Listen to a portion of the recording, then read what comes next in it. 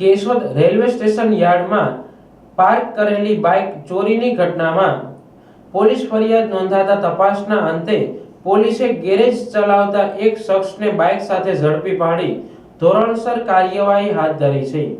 આ અંગે મળતી વિગત મુજબ કેશોદના Sureshbhai Mohanbhai Jani railway station platform number 2 નજીક આવેલ યાર્ડમાં બાઇક પાર્ક કરી ટ્રેનમાં જૂનાગઢ ગયા હતા।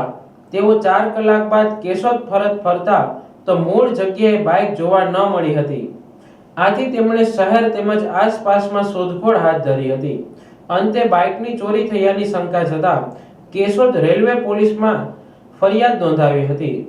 આ ફરિયાદના આધારે હેડ કોન્સ્ટેબલ કાનાભાઈ કરમણભાઈ કોડિયાતરે તપાસ હાથ ધરી હતી, જેમાં ચોરી થયેલી બાઇક ફુવારા ચોક પાછળ સુવિધા કોમ્પ્લેક્સ દુકાન નંબર 13 માં મળી આવી હતી।